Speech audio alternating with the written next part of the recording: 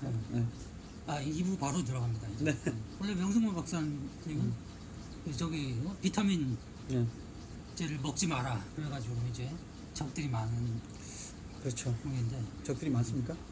적들이 일단 근데 뭐 그렇게 별로 그렇게 공격을 하지 않 논리적으로 좀 탄탄하다고 봐야 되는지 어쨌든 별로 이제 공격은 받지는 않는데 어쨌든 그렇게 주장하는 사람이 많지는 않잖아요. 그렇죠. 네.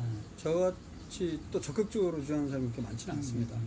반대로 일부 의사들, 특히 TV에 많이 나오는 의사들은 반대로 비타민을 포함해서 건강기능식품 효과 있다고 선전하는 경우가 많이 있죠. 네. 근데 그거 자체를 먹는 사람도 굉장히 많고 또 본인이 먹어서 효과가 있다라고 생각하는 사람들은 왜 네. 내가 먹어서 효과가 있는데 저렇게 얘기하지라고 이렇게 반발심을 갖게 되잖아요. 맞아요. 네.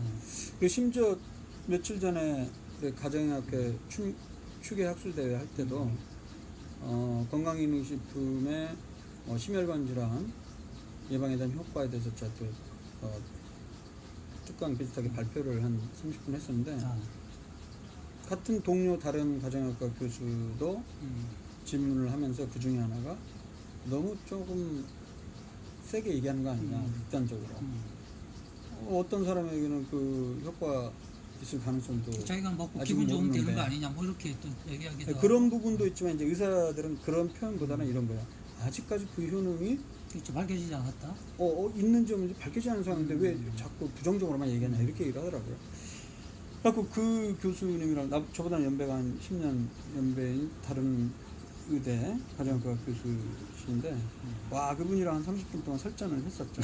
또 따로 정식 세션 끝나고 따로 이제 뒤에 나와서 이리 와 그래갖고 화장실 가서 화장실 아니라 거기 가서 이제 얘기를 했는데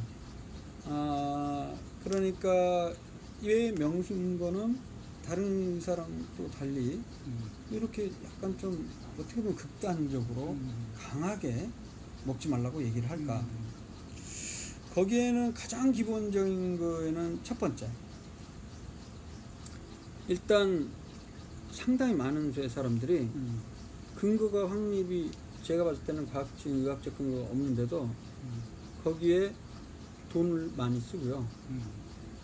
거기에 노력을 너무 많이 들이고 그러면서 상대적으로 효과가 있다고 이미 입증된 일반적인 생활습관 개선을 좀 소홀히 하기 때문에 그래요. 저는 그게 제일 커요.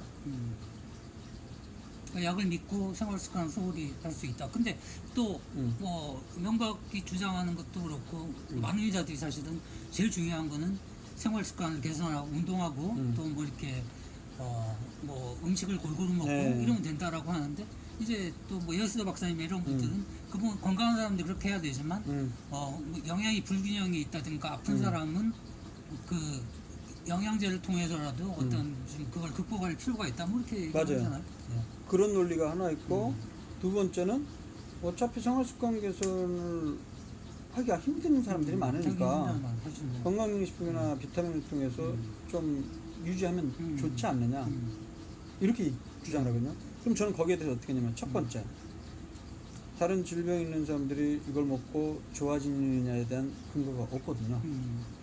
두 번째는 마찬가지로 그 특별히 뭐 부작용이 없다면 그냥 좀 써도 되는 거 아니냐 그러는데 무해무익하다면 결론은 효과는 없으면서 일부는 무해할 수 있기 때문에 저는 하지 말라. 유해한다는 논문도 나왔다는 그렇죠. 거잖아요.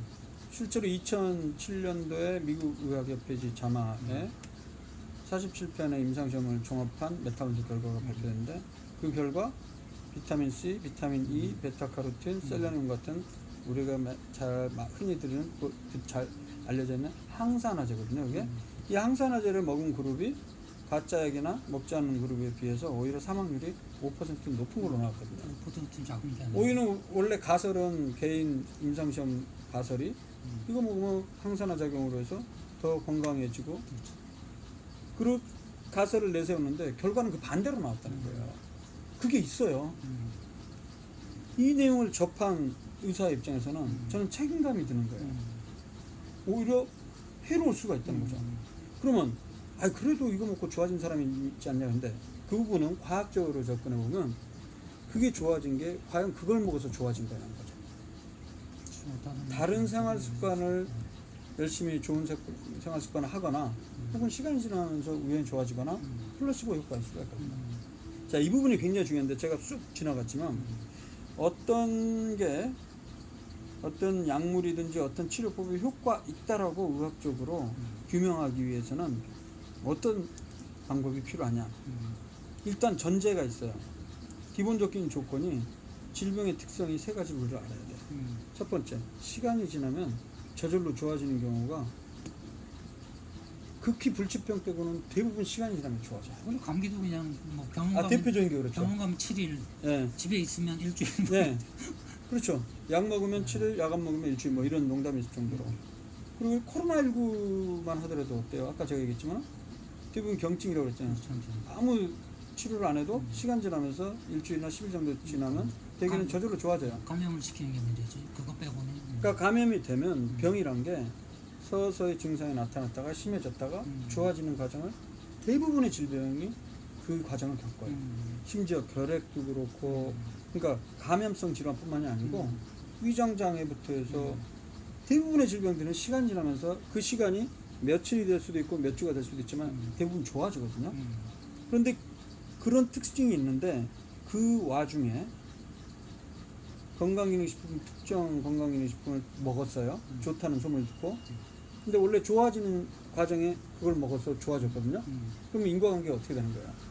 그것 때문에 좋아졌는지는 불확실한 거예요. 원래 좋아질 수 있으니까. 대표적으로 극단적으로 예를 들면 이렇게 해요. 감기 심한 환자가 원래 아무런 치료 안 해도 이제 오늘까지 제일 증상이 심하고 내일 정도면 나아지는 시기라고 생각을 해봐요. 경과가. 그 상황에서 소주에 고춧가루 타서 먹으면 좋다라는 사람들 얘기가 있어서 한 사람이 그걸 먹어봤어요. 그리고 다음날이 됐어요. 어때요? 좋아지죠. 어차피 좋아지는 시기였거든요. 제가 미리 그렇게 전제를 했잖아요. 근데 그걸 해석을 어떻게 하냐면 소주에 고춧가루 타서 먹기 때문에 좋아졌다고 인과관계를 오도를 하는 거죠. 무슨 말인지 아시겠죠? 그것뿐만이 아니고 어떤 치료나 어떤 특정 치료 행위를 했을 때 플라시보 효과, 즉 위약 효과라고 해서 가짜의 효과인데요. 양리학적 효능은 전혀 없는, 이를테면 당 성분, 탄수화물 성분으로 만든 거나 그런 것들을 모양만 약처럼 똑같이 생긴 걸 주면 10명 중에 한두 명은 일주일 지났을 때 증상이 좋아진다는 거예요. 그건 항상 있을 수 있는 거예요. 그러면 그게 양리학적 효과로 좋아진 게 아니고 위약 효과로 좋아진 거예요. 심리적인 안정을 받게 해서 좋아진 거거든요. 그거 말고 이제 마지막 특징이 뭐냐면 내가 어떤 사람들이 되게 건강기능식품이라든지 한약, 인간요법을 시행하게 되는 경우는 그 즈음에 내가 증상이 있으니까 올바른 생활습관을 같이 시행하는 경우가 많아요. 담배도 끊어보고 술도 줄여보고 그러면서 건강기능식품도 먹는 거예요. 그러다 보면 며칠 지나면서 좋아질 수가 있잖아요. 피검사 결과도 술 안 먹겠지. 그렇죠. 피검사 결과도 좋아지고 그러면 사람들이 좋아진 거를 뭘로 해서 그러냐면 그 시기에 내가 건강기능식품을 먹었었지. 사실은 다른 요인들도 있을 텐데 좋아진 원인이. 자, 그럼 이런 세 가지 중요한 특징들 때문에요. 건강기능식품 먹고 좋아진 거는 사람들 사이에 먹고 좋아졌던 사람은 그 세 가지 중에 하나예요. 대부분. 제가 판단하기에는. 그럼 그걸 어떻게 이렇게 장담할 수 있냐? 바로 임상시험 연구 결과 전 세계적으로 수백 수천 편이 나오는데 최근 20, 30년 동안 비타민 종류별로 시작해서 어떤 특정 질병이나 증상에 임상시험을 해봤어요. 다 꽝으로 나왔다는 거예요. 효과가 없는 거로 나와요. 실제로 감기 예방 효과 있다고 해서 비타민C 고용량으로 먹고 그래왔잖아요. 근데 비타민C 고용량 임상시험 29편을 종합한 메타분석이 이미 10년 전에 나왔거든요. 그 결과 어떻게 나오는지 아십니까? 1년 내내 매일 고용량으로 비타민C를 챙겨 먹은 사람이 감기가 그러니까 안 챙겨 먹은 사람, 가짜 약을 먹은 사람이 감기 빈도가 5번이면 챙겨 먹은 사람은 어느 정도냐면 4.8번이나 9번. 4.8. 무슨 얘기냐면 큰 차이가 없는 거예요. 차이가 없다고. 그 이제 상대 위험도란 개념으로 1을 기준으로 하면 1이 나오면 차이가 없다는 건데 0.97이 나왔어요. 0.97이라는 건 뭐냐면 3% 빈도를 줄이는 거예요. 근데 감비횟수 빈도를 생각했을 때 1년에 5번 걸리는데 3%면 어떻게 돼요? 10%가 그러니까 어떻게 되나? 5번에 5분의 1, 20%면 한 번이거든요. 20%를 줄이면 한 번을 줄이면 그래도 약간은 5번에서 4번을 줄이면 약간은 뭐 줄 수 있다고 생각할 수 있잖아요. 전체적으로 보면 근데 3%를 줄였다고 그러면 3, 5, 5면 0.15, 0.15번 이 정도 수준이니까 그렇게 차이가 없다는 거예요. 근데 왜 이게 차이가 난다고 통계적으로 나올 수 있냐면 사람 숫자가 많으면 당연히 0점 몇 해도 차이가 나는 것처럼 보이는 거죠. 그래서 이제 우리가 그거를 통계적인 차이가 있다고 얘기하지만 임상적인 차이는 없다고 얘기하는 거예요. 우리 이상.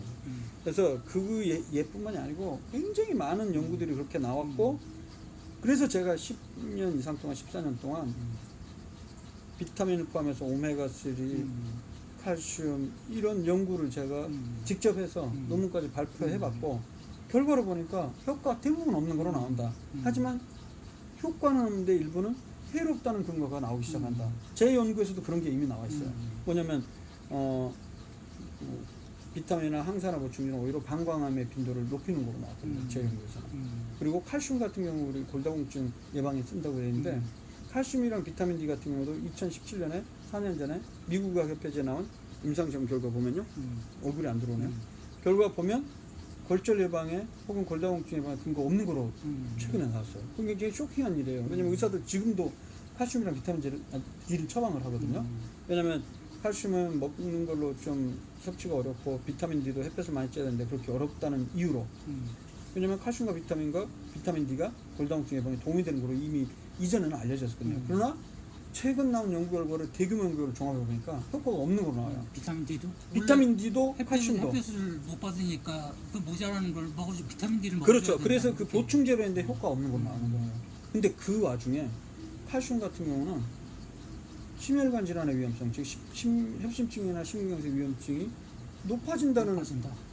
논문이 나오기 시작해서 제가 그걸 종합해갖고 올해 초에 국제 수지를 발표했어요.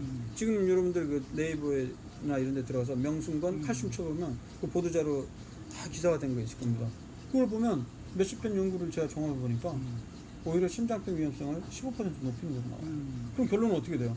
칼슘이 골절 예방에 제일 많이 사용하던 건데 그 효과는 없으면서 이미 기존의 다른 연구에서 근데 오히려 해로우면 환자한테 먹으라고 그래야 돼요? 말아야 돼요? 그리고 그거를 강력하게 얘기를 해야 돼요? 말아야 돼요? 해야 된다는 거예요. 저는 그래서 의무감, 책임감에 이런 지식들을 알고 있고 이쪽 전문을 하고 있기 때문에 건강기능식품 전문으로 제가 연구를 하고 있기 때문에 이 연구 결과를 국민들을 알려야겠다. 효과는 없으면서 오히려 해로울 수도 있고 거기에 돈을 쓰는 게 너무 안타깝기 때문에 강력하게 얘기를 할 수밖에 없다는 거죠. 그래서 제가 지금까지 책도 그렇게 써서 비타민 먹지 말라는 책도 쓰고 그런 거죠. 근데 그 오메가3 같은 경우에는 고용량 오메가3는 고지혈증 치료제로 쓰기도 하잖아요. 그러니까 그거는 초기에 일부 대규모 연구 결과를 근거로 해서 허가를 받았거든요. 근데 그 대규모 연구 결과란 게 뭐 이탈리아에 2만 명 이상, 일본에 10,000명 이상 어마어마한 연구 대상자를 대상으로 해서 임상시험을 한 거예요. 반반 나눠갖고. 근데 효과가 있다는 거 나온 거예요. 오메가3를 복용한 그룹에서 심혈관 질환 빈도 보고가 낮았다는 거예요. 근데 제가 그 연구 결과를 자세히 들여다보니까 임상시험, 비교 임상시험은 비교 임상시험인데 한쪽 그룹에 원래 약을 주면 한쪽 그룹은 뭘 줘야 된다고 그랬죠? 위약, 가짜약, 플라시보를 줘야 된다고 그랬죠. 그래야지 비교성이 있는 거죠.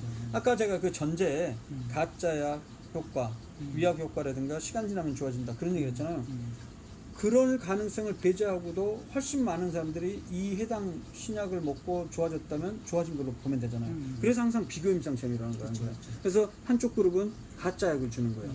시간이 지나거나 가짜약에 대한 효과를 배제하기 위해서. 그렇게 해서도 효과가 나와야 되는데 그 두 대규모 연구는 가짜약을 사용을 안 했어요. 아무 약도 사용 안 했어요. 그러면 어떻게 되냐면 그게 한 병원에서만 한 게 아니고 굉장히 많은 뭐 수십 개 혹은 100개 이상의 지역 그 의원을 대상으로 해서 임상시험을 한 거거든요. 그러다 보니까 의사들이 연구자가 돼서 이 사람을 오메가3 줬는지 가짜약을 줬는지 의사가 다 알죠. 환자도 알고. 그러면 어떻게 돼요? 특히 의사는 딱 봤는데 이 환자가 가슴이 아프다 그러면 가짜약을 먹은 그룹, 아니 그러니까 아무 약도 안 먹은 그룹은 좀 불안하잖아.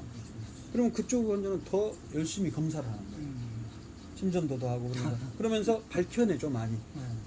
그런 효과의 가능성이 있기 때문에 저는 그 뒤로 가짜약까지 사용한 비교 임상시험, 좀 더 엄격한 기준을 갖고 있는 수준 높은 임상시험만 14편 종합했는데 그 결과 효과 없는 거로 나왔어요. 그걸 제가 메타분석에서 2012년에 발표를 한 거죠.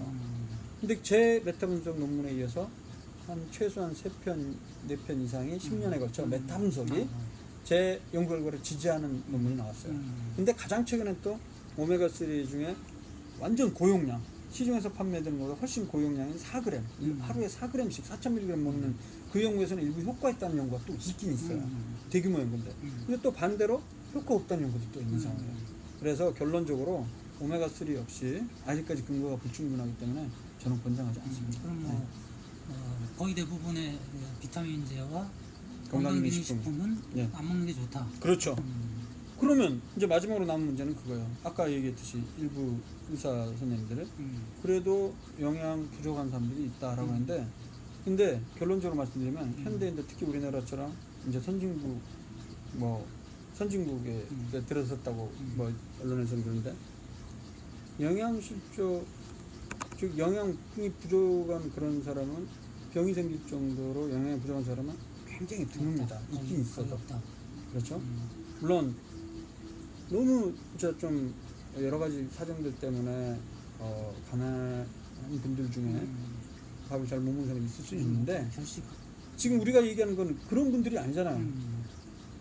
다 뭐 어느 정도 영양 과다인 분들이 먹고 오히려 직장 다니고 이런 사람들이 그 얘기를 한단 말이에요.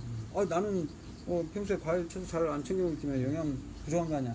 그런데 그런 분들 조사해 보면 다 영양 과다로 나옵니다. 대개는 오히려 영양이 과다한 상태예요. 부족하지 않아요. 또 하나 중요한 부분이 뭐냐면요, 각 영양소별 권장 섭취량 자체가 과도하게 높게 설정이 되어 있어요. 이게 1940년대 2차 세계대전 때 미국에서 인위적으로 만든 게 되나요? 권장 섭취량이라는 게. 그럼 권장 섭취량이 그럼 뭐냐면 건강한 사람 100명을 쭉 나열했을 때 1등부터 한 3등 정도, 2, 3등 정도에 해당하는 사람이 먹는 섭취량. 그러니까 섭취량 순으로 1번부터 100일을 했을 때 섭취량이 높은 사람들 2등이나 3등에 있는 사람이 먹는 섭취량 있죠. 그것을 권장 섭취량으로 정했어요. 그러니까 그렇게 높게 설정하면 대부분의 사람들이 영양결핍이 없을 것이라고 추정한 거죠. 근데 그게 아니란 거죠. 왜? 이건 건강한 사람들이기 때문에. 그럼 어떤 식으로 권장 섭취량을 만들어야 되냐? 제 주장은 그거예요. 당연히 섭취량별로 쫙 구분을 해서 어느 정도 섭취하는 사람들부터 어느 정도의 양 이하로 섭취하는 사람부터 병이 발생하느냐, 그걸 연구해 보면 되거든요. 근데 그런 연구가 필요하고 그런 연구를 통해서 권장 섭취량을 정해야 된다는 거죠. 그런 기준으로 하면, 그래서 비타민 C 같은 경우에도 재미있는 현상이 있어요. 비타민 C 권장 섭취량이 우리나라에서는 한국영양학회에서 100mg로 정했어요. 그런데 재미있는 게 있어요. 영국은 권장 섭취량이 얼마인지 아십니까? 40mg이에요. 우리보다 반도 안 돼요. 40%는.